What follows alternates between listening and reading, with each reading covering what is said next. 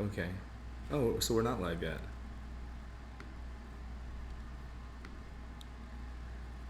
Okay. All right. Looks like we're live now. Now we are live. So, oh my goodness, my hair. So, I actually tied my hair up in the car. Anyways, well, this is not, how good does June look? This is a live reading of my book, so who cares how I look, right? Jessica Anderson, how are you? Good evening, Jessica. So, let me just. Hopefully, I won't have like a sudden urge to use the restroom while I'm reading this because it looks like chapter 5 is actually the longest chapter in the book. Apparently, I had a lot to say about brushing, and so we'll get right into it. This is from my book, The Art of Grooming. It's a philosophical approach to dog grooming. And this is chapter 5, The Importance of Brushing, Understanding the Canine Skin and Coat. With a good understanding of how the canine skin and coat is supposed to work and how we are supposed to properly condition them, the finished haircut almost always takes care of itself. We should first know about the anatomy of the canine skin and coat and how to properly prepare it for the bath if we are to groom our dogs properly. It's like painting a wall properly. If all the proper steps were taken, the new paint lasts a lifetime and never bubbles or chips. There is much to learn and always more information being discovered about the amazing dog, and we often take the fact that they are amazing for granted, only seeing them as little furry humans. We often make the mistake of assuming that their skin and hair work the same as ours. Dogs have much thinner skin than our own, and their coats are more of an extension of their skin, which is why it grows all over their bodies in order to provide them with protection from the elements. I will cover some basics about the skin and coat so that you will have a basic understanding about how the dog's skin and hair are designed to function. Hopefully, it will spark an interest inside of you and you will continue your research into the canine skin and coat. It is a fascinating topic. The first thing we should cover is the cellular makeup of the canine skin. Dogs have 5 epidermal layers of skin cells that are the same cells but in different stages of life. The dying cells are at the top layer, and these provide the first layer of defense. Each layer beneath it are skin cells that are healthier and provide other vital functions, but they are decaying and are constantly being pushed upward toward the top layer, where they will finally die and flake off. Skin sheds just like their hair, but if the cycle is normal, we usually never notice it. When we wash our dogs, we are stripping off the skin cells at the top layer along with the natural oils. The skin will react by going into overdrive, producing more skin cells faster to try to replace the ones that were quote unquote attacked at the surface. This is why we can eventually end up with flaky, greasy dog. This is why we can eventually end up with a flaky, greasy dog. Why would a dog have flakes and greasy skin? It is confusing because the flakiness would indicate dry skin, but the oily coat would indicate an overly greasy skin. It is because when washed improperly, meaning without taking the proper steps, the skin continues to overproduce skin cells and oil to replace what it thinks is constantly being stripped off the surface. It is all happening on a cellular level, which is why it takes so many years for these symptoms to start becoming problematic. We can never escape the cumulative effects of years of repeated cellular damage. A good groom always stands the test of time. When a dog is groomed, the skin cells reproduce faster, thus resulting in a thicker skin that flakes and is more prone to skin issues. This is because when we wash and clip the dog, on a cellular level, what we are doing is attacking the skin. The skin reacts by going into overdrive to try to rapidly replace the skin cells that are under attack on the surface. In my experience, the effects are usually excessive dander, dry, flaky skin. This condition is irritable for the dog. So they tend to scratch and chew at the areas that are most irritated, and this causes sores and raw, bald patches on the skin. However, every dog is different, and some dog skins will react by becoming overly greasy and oily. It looks like they have hair gel or oil in their coats at all times. It looks like. I just read that sentence, sorry. This happens because the oil glands have kicked into overdrive as well to replace the oil that are being washed off the surface of the skin. These oils also carry a scent, which is why the dogs tend to smell stronger and more frequently when washed too often. Okay. I probably could have wrote that sentence better. Moving on. All of this is working on a cellular level, so we never even see the damaging effects until it demands our attention. We never even see it coming, and most people attribute it to the dog's age. The effects that we can see show up several months and even years down the road. It is an accumulative effect of years and years of attacking the skin and coat due to a lack of information, not bad intentions or a lack of love. That's very important to make that distinction. It's not because it's a lack of love or with bad intentions. It's because of a lack of good information. That is one thing to always be careful of, is that good intentions are always good, but if the impact that our actions have on others is a negative one, then we must reevaluate our actions. We must pair our good intentions with the right knowledge on how to properly condition, style, and maintain a dog's skin and coat. In my personal experience, most adult dogs that get a short puppy cut or a summer cut on a regular basis have skin issues. Bumps, lumps, skin tags, fatty masses inside the skin, and tumors, hot spots, etc. The way to stop all of this from happening is to share this information with other dog owners. Brush more, bathe less is what we preach at our salon to our clients. We educate each owner on the skin and coat and how to properly maintain their dog's coat. If more people realize what they were doing, I believe that the vast majority will change. The quote-unquote summer cut, a very short cut that even double-coated breeds like Huskies have been known to receive during the summer months, should actually only be done during the fall or winter when the sun is not so intense. Huskies will actually stay cooler during the hot summer days than a short-coated pit bull can, because the thick double coat acts as their natural air conditioner. However, during the fall and winter, they can get too cold if they have no coat to protect them. So actually, it is never a good time to have a quote summer cut done on a dog. These are, of course, my own convictions based on my own experiences and research. I am not condemning anyone who makes a living doing summer shave downs or judging anyone who prefers short trims. I am only sharing information encouraging a shift in the way we look at dog grooming. In the end, we must all do what we know in our hearts to be right. The ideal situation would be to brush out the coat daily to evenly distribute the natural oils throughout the coat. This keeps the skin and coat healthy, and you will notice a brilliant shine to your dog's coat. The colors will pop out at you, and your dog will carry himself with pride.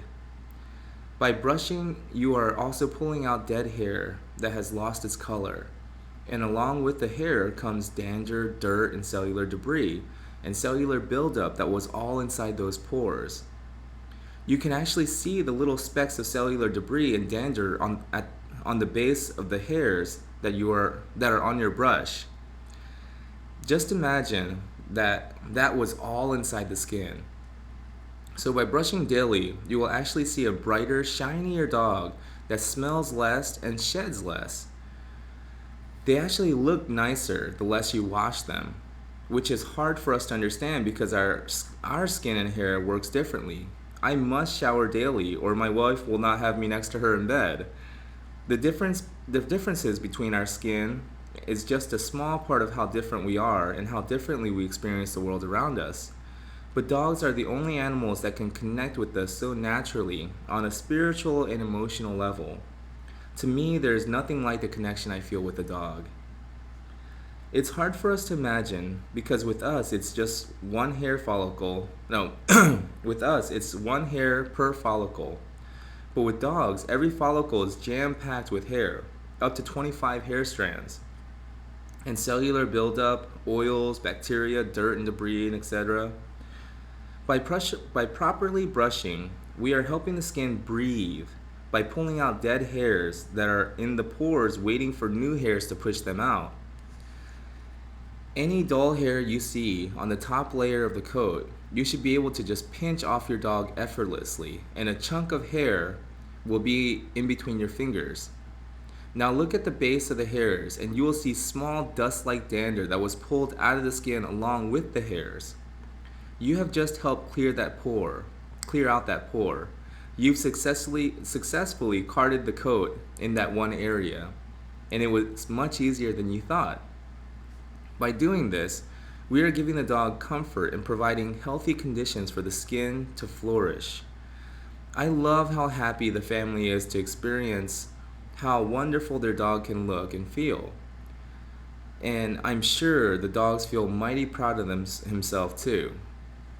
Yeah, and I'm sure the dog feels mighty proud of himself too. To me, there is no greater service to others than to help them feel happiness and joy. The difference between a proper groom and an improper groom is usually not obvious the day they are done. However, just like a paint job, an improper groom cannot stand the test of time. If the walls were not prepped or the painter cut corners, the paint will bubble up or chip and eventually peel off. It may take a few months or a few years, but you can never cheat the test of time. A proper groom has lasting effects that continue to enhance the dog's natural beauty. They will grow out evenly and smooth, looking nice for several weeks after the groom. The rewards of a job well done continue to last long after the job is done. It is like carving out a beautiful statue. It doesn't matter how hard or which way the wind blows. Even after the storm has passed, the statue will stand. Understanding the skin and coat helps us understand the importance of brushing before the bath so that the shampoo will be able to best condition the skin. Quote, "Humanity before vanity," end quote, is the motto in the grooming industry.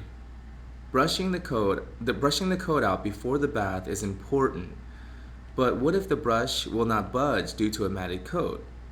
What if the dog is matted and tangled up all over, but the owner does not want the dog shaved? Is it possible to demat a matted dog? Yes, it is possible.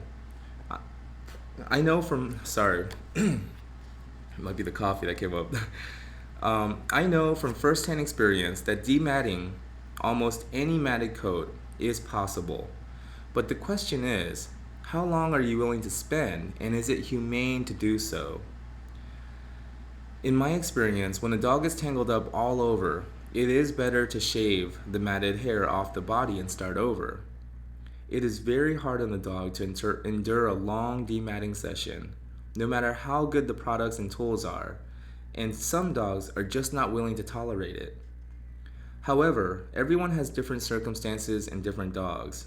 You must be the judge of how much dematting you should do before deciding it is best to shave. Whatever you decide to do, always make sure you are keeping the dog's best interest in mind. This will win you the respect of the dog. My personal opinion is that it is better to shave if it is a solid mass all over the body, pelted to the skin. I will try to save as much of the coat as possible as I possibly can. If there are just a lot of pin mats and tangled dead undercoat, okay. Let me just apologize because I haven't rehearsed this, and it's been a long time since I actually read my own book. And yeah, the more I read it, the more I'm baffled by how many copies have sold worldwide. Thousands of copies have sold. And I first of all, I'm so grateful Overwhelmingly grateful, and that's why I put it up for free so people can just download the ebook for free if they want, because I want to give back. And also, I realize I will be the first to admit this is not a well-written book. I mean, these are just my ideas that I wanted to share and get out to the world, if anybody was interested. And so that's really why I'm doing this, and I really appreciate you guys hanging in there with me, giving me a chance to read the book and stumble through the words, through these run-on sentences. Anyways, I've gotten better, but my writing was very amateurish at this time. This was written, what, 6 years ago? 7 years ago? Hold on, there's a copy right here. Well, no, this was printed in 2017, but when was it? Anyways, it had to have been 6 years ago. Anyways, moving on. Okay, here we go. I will try to save as much of the coat as I possibly can if there are just a lot of pin mats and tangled dead undercoat. Everyone has to make the call himself or herself, but I think we can all agree that if the dog is not able to tolerate a dematting or detangling session, it is in the dog's best interest to just shave and start over. The dematting process can be long and laborious for the groomer, but even more for the dog because we are constantly pulling at their skin. Either way, it is always a good idea to wet the coat before starting anything. I like to use a tablespoon of conditioner in a spray bottle mixed with water. And I like to make a little amendment. These days I just buy leave-in conditioner and just spray. Spray the entire coat until it is thoroughly wet all over. This will prevent breaking live hairs and will help the tangles slip free easier. Remember, this is a labor of love and it will require your time, effort, and patience. In regards to how often you should brush your dog, the textbook answer would be daily. A dog's body produces an average of 60 to 70 feet of hair a day, according to Muller and Kirk's Small Animal Dermatology. But my daughter's pediatrician told my wife and I something during our last visit that helped me understand how to explain this much better. He told us that it is better to brush our daughter's teeth once a day, but to do it thoroughly rather than 3 times a day and miss spots. I thought that was a perfect way to explain to owners how often we should brush our dogs. It is better to brush once a week but do a thorough job rather than daily and only brush the top coat. It is difficult to find the time to brush them out every day, especially breeds like Siberian Huskies or Portuguese water dogs. However, if we can find the time once a week to spend brushing and carding out their coat thoroughly, the benefits are a beautiful dog with less health issues, particularly regarding skin and coat health. And also, just a little side note, the skin is the largest organ in the dog's body, and therefore, when the skin is clear and we clear it out of all the buildup in their pores, get all that dead hair out, the skin is able to function much easier, right? And when we relieve the skin of all of the extra effort that it has to put in, then the other organs of the body can function much better as well, because the body's not having to put so much effort and energy into the skin, which is the largest organ. We also have a dog that deeply appreciates you for taking care of all her needs. Grooming is about trusting each other, respecting each other, and loving each other. I'm amazed every day at how much they are willing to give us in return for our time and affection. I believe that our time and attention is the greatest gift we can give to another. Once a dog is all brushed out and the areas that are to be clipped short are all clipped, they are ready for the bath. This is the perfect time to go on another walk with them as a reward for their cooperation and patience. Clear your mind during the walk and enjoy your time together, and feel good about yourself for helping your dog's skin by clearing out her pores. I understand this takes time, but to a dog, love is spelled Time. Now visualize a beautiful bath time together, where you will further help her by conditioning her skin and coat. You do all these things for her because you love her and she cannot do these things for herself. You are love in action. Everything goes exactly how you want it to, because love is the most powerful force in the universe, and you are wielding it in a way an artist wields a brush. This is the art of grooming. And maybe sometime next week I'll try to find time to go ahead and read chapter 6, which is chapter 6 would be bathing and drying, working with Mother Nature. And looks like we only have chapter 6, 7, and 8, 3 more chapters to go, and we will be done with the book. Lee, hey, what's up, Lee? Thank you for joining us. Amateur super fan, what's up? I've successfully carded coats many, many, many times, even just today. Nice. Myself included. One of my clients' dogs, Ella, she only gets a dry bath, and we call it a dry bath service, where I go and just brush them out, especially because she's shedding right now. And yeah, so much hair was coming out, clumps and clumps of it, bundles of dead hair. My dog Dexter as well. My dog Dexter is he's a pit bull mix. He's very short hair, but it took me like an hour and a half to brush him out and card him out, and I was using the Furminator tool, that carding tool. It's like a shedding blade kind of. I mean, it's astounding. It's surprising, shocking how much hair comes out of a short-coated dog like that. But now he looks so shiny. He smells nice. My dog Angel as well. She's a medium-coated dog, so her hair's a little longer. But yeah, I mean, so much was coming out because it's shedding season again. And their skin is constantly shedding, producing new hair, trying to blow out the old hair, and dander, lots of skin flakes, dead skin cells, just pouring out of there. My dog Weemy, he's a long-haired dog, and so with him it's a little different. When I comb him tomorrow morning. And I'm gonna try to stream it live on this YouTube channel when I, groom my dog Weemy tomorrow. He's a Shih Tzu Maltese mix. But yeah, when I comb him out, even lots of dead hair comes out. But it's not the same, not like Dexter and Angel.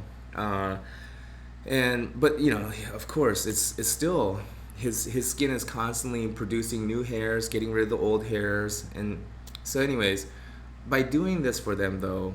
Not only do I feel better about it, because I kept pushing it off, and every time I go on a walk and I see Angel scratching herself, and I see Dexter, just making snow angels on the grass, just rubbing himself, and I know it's because they're feeling itchy, because they're shedding, and I just try to ignore it, and it makes me feel bad. But today, I finally had a little time. I got back home early from work, and boom, I got Dexter on the table. Carted him out, got my dog Angel on the table, carted her out, and I feel good about it, right? And they went on our walk, even to see that they're not itching themselves, they're comfortable, they're looking nice. It's so rewarding, not just for the dog, but for the dog owner as well. Like, I feel so much better seeing them more comfortable. And Dexter, he's a blue pit mix, and he's got a beautiful blue coat. It just shines. Angel, she looks much whiter and cleaner. And so now I just have my little dog Weemy to do. And tomorrow, my first appointment is at 1 o'clock in the afternoon. So what I'm going to do is wake up, walk him really early, and get Weemy on the table and start grooming Weemy. And I'll try to stream that live. So, because a lot of people ask about how to do haircuts and how to cut their own dog's hair. So I'll try to stream that if I have time. Things don't always work out the way I plan. CJ Johnson. Hello, Jen. I'm happy to be awake to hear this. Wow, thank you, CJ Johnson. Pauline, how are you? Good evening, Pauline. Jessica Anderson says, Chapter 5 is my favorite chapter. Wow, awesome. It's the longest chapter. Amateur super fans. Furminators, I don't like them. I don't like them either, but it is a good tool to finish a short-coated dog with. So if you're working on like a Jack Russell Terrier, a short-haired Chihuahua, a Lab even, or my dog Dexter, who is a short-coated pit bull mix. And I wouldn't start with it.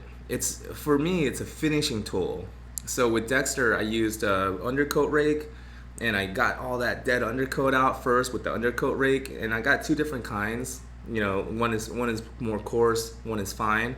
So I used the coarse one first, and then worked down to the finer tooth one, and then to finish, I used the Furminator, like the shedding tool.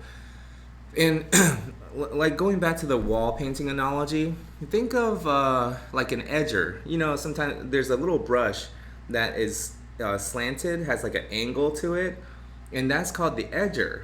And I didn't know any of this until I actually had to remodel my own shop when I got the store down in Buckhead, and because I didn't have the funds, I didn't have the resources to pay anyone to do it, so I had to do all the painting and everything.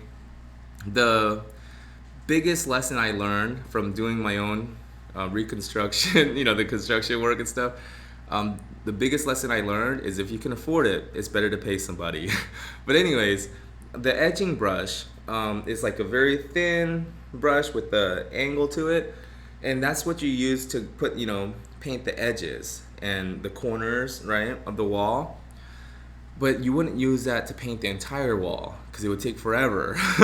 You want to use a bigger brush to paint the walls, or a roller, right, and to cover more surface area. So it's kind of like trying to use the edger to paint the entire wall with. It's not a good idea. Same thing with the Furminator. It's a finishing tool, and if you use only the Furminator, then it's kind of like trying to use that one finishing tool for the whole wall, and yeah, you're gonna cause skin irritation. You might cause some brush burn. So it's just a tool to finish with, just to get or you could even use a shedding blade. You know how they have those shedding blades? It's like a big long blade, and then it has two handles. You wrap it around, and then you have that little loop right there. They use it on horses. They use it on goats. I even saw them use that on a camel at the zoo. But yeah, you can use a shedding blade. But it's a finishing tool. I like to use it to just finish with, do the final touches. All right. Lee Raleigh, Weemy is the happiest dog on the planet. Yeah, right. Oh my God, he just can't sit still. His legs just go, his feet just go, and he just earlier he doesn't really like to be combed and brushed out. I mean, it's like getting a kid to brush their teeth. They don't really like it, right? So I had Angel on the table, and I had Dexter on the table, and then Weemy, I could tell he was like, oh man, he was just like, oh man, I don't want to, right? And I was like, let's go for a walk. So we went on a walk, and I was like, I'll just do Weemy tomorrow morning. He was so happy. I mean, he was like, he started running around the backyard, because I mowed the backyard as well. So he started running around the backyard, and he was like, so happy that he didn't get groomed today. But anyways, little does he know what's waiting for him tomorrow morning. CJ Johnson, I really enjoyed what you read. Oh, thank you, CJ. I really appreciate that. For me, it's such a privilege to be able to share my ideas with people. And wow, it's like, and the thing is, I would have done this from the very start. I would have just shared, and just read my book for free. I would have done this 6 years ago. I did even. But then when I went out to Utah, there was a few people that were like, trying to mentor me in business, and they convinced me to delete all the YouTube videos that I made originally where I read the book, not live like this, but I just read it and I put the audio up on YouTube.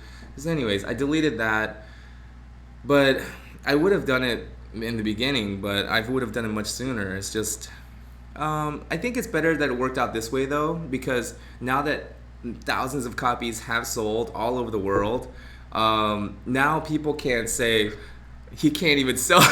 He's having such a hard time selling the book. Now he's just trying to give it away. He's just reading it. I don't. Who cares what people say, right? But it does kind of in the back of my mind. What people say about me. It still does bother me a little bit, but I'm getting much better at just breathing out my anxiety and just realizing it doesn't matter what people say about me. It doesn't matter what people think, right? I'm sharing my ideas because that's what I love to do. Let's see, Pinkie Pie. I find using a carding knife is much better than the furminating or shorter coated for shorter. Yeah, and I actually did use a stripping knife as well. So I went through with the furminator. It's not even a furminator. It's like a furminator type tool that has a detachable. I like it better because it has detachable heads, so I can use different sizes with the same handle. I think it's called Sure Grip. I got it from Pedigree. But anyways. I also used the stripping knife as well and went through and used the stripping knife on Dexter, his legs and things like that, especially his tail. Oh my goodness, his tail was bothering him so much. Yesterday especially, that's when I finally decided I'm not going to push this off anymore. I have to brush him. I have to cart him out because he was just in the car when we were driving to the park to go on a walk. He was just like, like you could tell, and he was like rubbing his butt on his tail on the car seat even, and he was like, you could tell it was just really bothering him. So I was like, that's it. I can't push this off anymore. I got to give him some relief, right? It makes me feel sad, and it makes me feel kind of guilty as his owner, as his daddy, to see him uncomfortable like that. And so anyways, I feel really good carting him out today. Let's see here. Amateur superfan, you're right. Firms work do work for finishing. Okay. Usually I go for the Zoom groom the whole way because it doesn't scratch the skin and it does. My sentences are horrible. LOL. Sorry. Don't worry. I mean, you're talking to a guy who published horribly written sentences. Sentence structure. I mean, what is that, right? What is a run-on? You just put a comma there, right? Just keep putting commas and keep the sentence going. Oh man. But yeah, I understand what you're saying. And I do like the Zoom groom as well. That rubber with the rubber teeth. I really like that. And here's a good little tip. If you don't have any tools available to you, just get your hands wet. Just get your hands wet and use your wet hands to go down the dog. And you'll be surprised how much dead hair will come off onto your wet hands. Just by running your wet hands on the dog. CJ Johnson. That's a good book. I'm going to buy a copy and listen to the other videos of you reading. Wow, thank you, CJ. CJ Johnson, you don't have to buy a copy. Just go to my website, junetheggroomer.com, and on the sidebar, there's a search. You can search within my website. I wrote a blog article called Download Both My eBooks for Free. And all you got to do is just click that article. And in that article, just scroll right to the bottom, and I have it's saved on a Google Drive file, and I made that Google Drive file shareable, so anybody who clicks that link, they can just download the PDF, the ebook, PDF version. So CJ Johnson, there's no need to buy it. You can just download it for free. Just go to my website, junetheggroomer.com, search download both my ebooks for free. Go down to the bottom, click the Google Drive link, and you can download it. Also, if you're an Amazon Prime member, I made it free for Amazon Prime members, so you can just read the book for free on your Amazon Kindle. Just if you have Amazon Prime. If not, then the paperbacks I can't give away for free because I don't stock them, and they print them as they're ordered. And the paperbacks are $6. They're $5.99. So I guess you can buy it if you like, if you want to actually have the hard copy. But if you're just wanting to read the book, then just download the ebook for free. Pinkie Pie. Also, the new honeycombs from Aaron Co. are amazing for the fluffy butts like Samoyeds and Pyrenees. Totally recommend them. They've cut my de-shedding time in half. Awesome. The honeycombs, They are kind of pricey though, right? I mean, I've been kind of on the fence of whether or not I want to try buying one or not, but shoot, Pinkie Pie, you've totally sold me. I'm gonna try it. Amateur Superfan says, Pinky, which one? I'm looking on the website. Um, yeah, they have several different combs, but I'm pretty sure any of them would really work, right? The honeycomb. Pinkie Pie says, let me check. Amateur Superfan, the hard copy is the best. But you can print out just download the PDF, the ebook, and just print it out. I mean, if you want something to hold. But then again, I get $6 is not that much, right? So I priced it cheap. I priced it the lowest I could, $5.99, because I think I get 49 cents for royalties per copy sold. And I priced it low because if anybody ever like emailed me and told me, dude, I bought your book and what a freaking waste of time, like thanks for wasting my time, I'll never get that back, then I could, $6 is not a big hit to me. So then if somebody did write me an email, something like that, like, hey, I read your terrible book, thanks a lot, asshole, right? Then I can email them back and say, hey, listen, I'm really sorry you didn't enjoy the book. I'll refund your money, your $6, give me an address, I'll send you a check, right? And that way, because I felt like if I priced the book like at $20 and I start getting flooded with these emails like, hey, your book sucks, $20 is going to be a little bit of a burden on me, but $6 I can handle, right? So anyways, let's see here. Amateur Superfan, yeah, but it's not the same. Something about the original is the best. Nice. Well, thank you. I mean, the crazy thing is, the amazing thing is, just from the royalties for the hard copies being sold, I'm getting like, I'm getting a good amount every month. If you think about how crazy that is, I'm getting like 44 cents per copy. I mean, okay, I take it back. When people actually click, the Amazon, like they don't buy it from a third party source, they actually go to like the Amazon store and they buy the hard copy there, I get $1.44, I believe, $1.40 or something like that. But yeah, it's incredible. Like at first I was getting like $6 a month, right, from royalties, and then it started to go up slowly, and then I started getting like a good average $19-24 a month every month, and now, oh my god, like it's just incredible. And which is, you see now why I want to give back. I want to show how much I appreciate this, like I never would have imagined anybody would have bought it. Seriously, I told this story before, but my mentor, when we were working on this book, he asked me, June, why are you writing this book? And I told him, I want to get my ideas. I want to share my ideas with the world. I think it would be helpful, especially for dog owners who don't really understand what dog grooming really is. They just think of it like a checklist on, just a chore. Just drop your dog off at the groomer once every month or two, sometimes once every 6 months, and that's it. And that's all dog grooming is. It's like, no, dog grooming is a lifestyle. It's a way of life. It's hygiene and health. And health is beauty. And it's a way to connect with our dogs.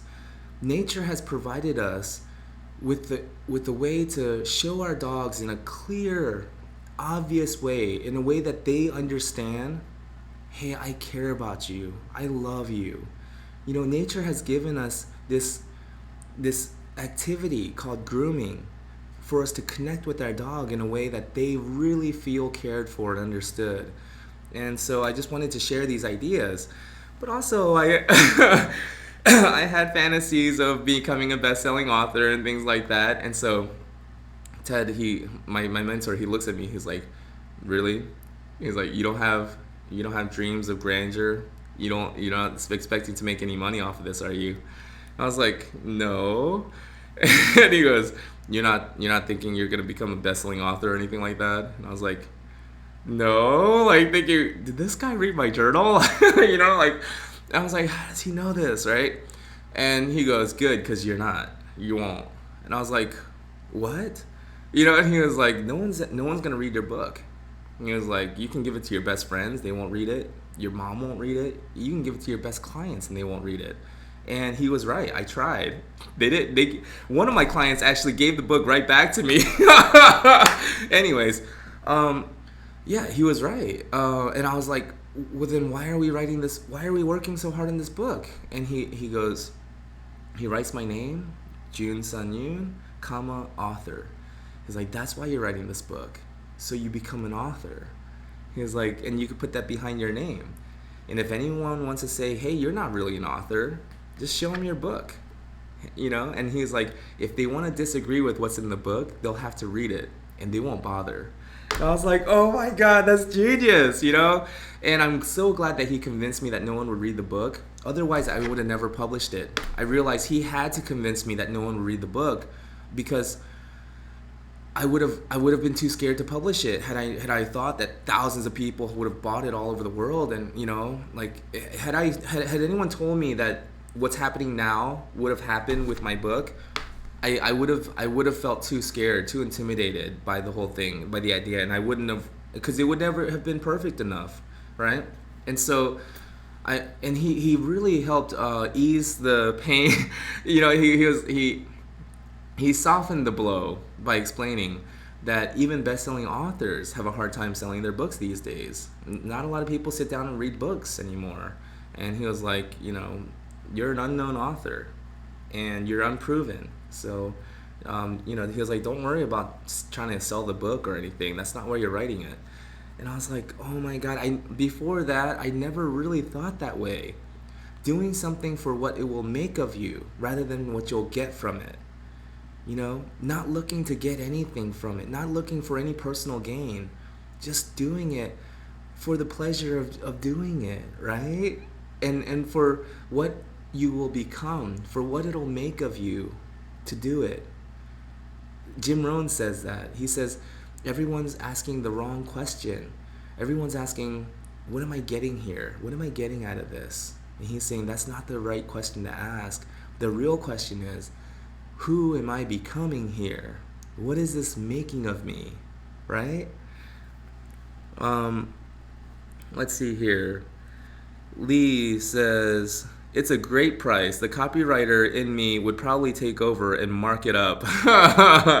No, Lee, no. This man Emerson Super says, LOL, Lee, no. Yeah, no. I'm not going to raise the prices. Especially, I mean, because, yeah, I mean, I guess the marketer, the quote-unquote marketer, the businessman would say, hey, demand has gone up. Lots of copies are selling. Every day there's, like, you know, people buying the hard copies. Time to raise the price. You know, it's like, no, I don't want to change anything about it, you know, because even going back, I was tempted to go back and re-edit the book and kind of fix a lot of these sentences, you know, some of the run-ons, and, you know, structure the sentences a little bit better. I was tempted to do that because it's selling so much right now. And I was thinking, I got to make it better, right? I realized it's better to leave it alone, because whatever's making it work right now, it's working, and I don't know why it's working. You know, and I feel like by me messing around with it and trying to polish it and make it more, you know, more polished, more professional, raising the price, doing anything like that, I feel like it'll change something. The magic will disappear, you know. And yeah, I just wanna leave it the way it is because it's magical. Lee Raleigh, I can't help it. I was a copy editor and then a classroom aide for too many years. It's in my blood now. Well, it's a good thing I'm not a businessman, because, you know, the artist in me wants to just give it away. Pinkie Pie, amateur superfan. It's not on the website. The one I have has 3 rows of teeth. I also have the coarse rake, which is a fave of mine too. Oh, okay, Pinkie Pie. If you ever want to make a video just showing those combs and how you're using it, I'll share it. I'll share it on my Facebook page and all of that. I'd be happy to.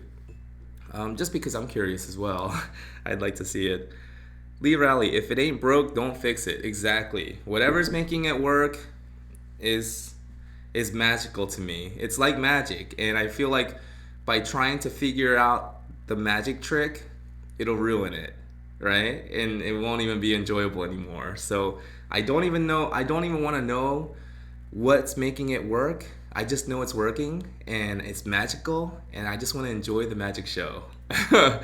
um, Pinkie Pie, good idea. Yeah, Pinkie Pie. Actually, let me see if I can go to your YouTube channel. Oh no, it won't let me. I was gonna say, let me go to your after this feed, after this stream is done. I'll go to your YouTube channel and I'm gonna subscribe just so I can keep an eye out if you do make that video. Lee says, I would never send it back to you. It's charming and it works. Oh, nice. Thank you.